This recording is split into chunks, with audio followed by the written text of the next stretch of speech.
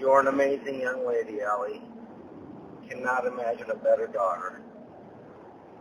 Have a great day, honey. Bye-bye.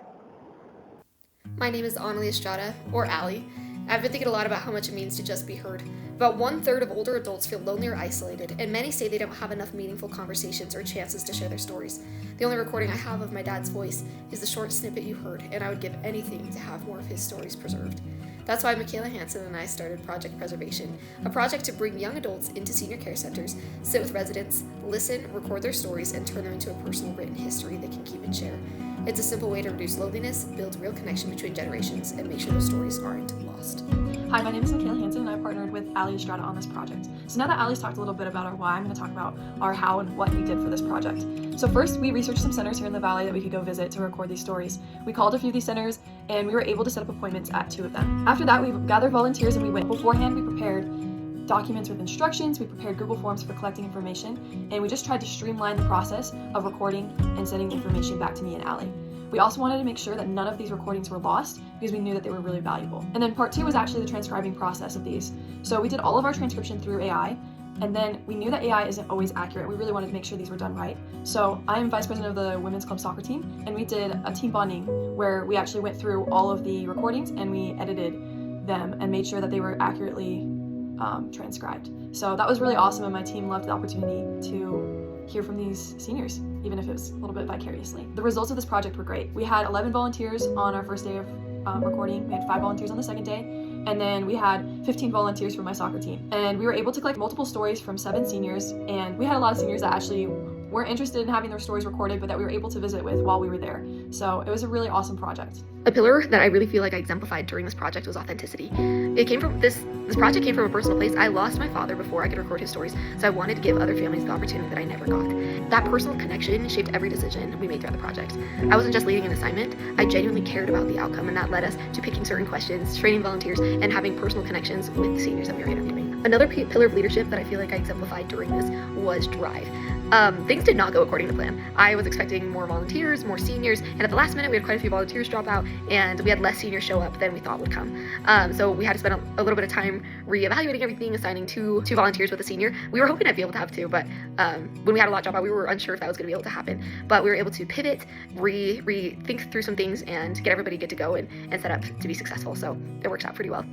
In this project, I was able to show learning and drive through facing setbacks. Like I said, one of the places we went to, we were supposed to have multiple seniors who wanted their stories recorded, and we only had 1. So that was a little discouraging, but instead of letting that ruin the whole experience, all 5 of us went in and talked to one guy for an entire hour, but we were all able to ask him questions and just get to know him really well because we all had different perspectives and things that we wanted to know. So that was really awesome.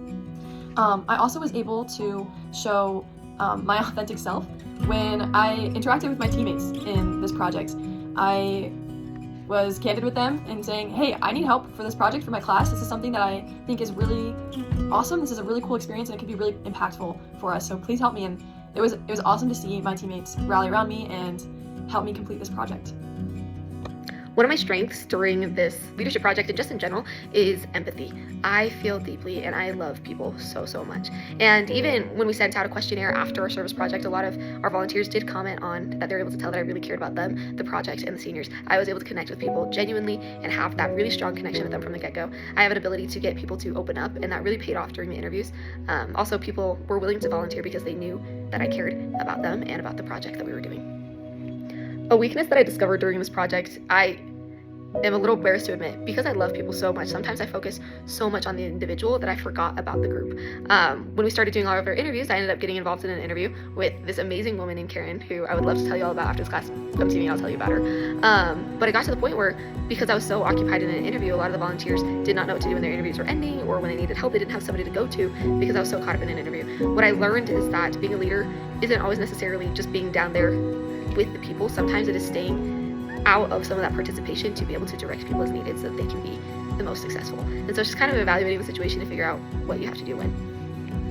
Some of the strengths that I saw in my leadership in this activity was being able to plan and to have everything organized, to think ahead, and to really rally the troops, I guess, behind this cause. I think I did a really great job at that. One thing that I thought I could improve was my communication. especially with the second senior center. My friend set up that appointment, and I could have communicated with her more to make sure that everything was really ready for us to go, and it was exactly what we were expecting.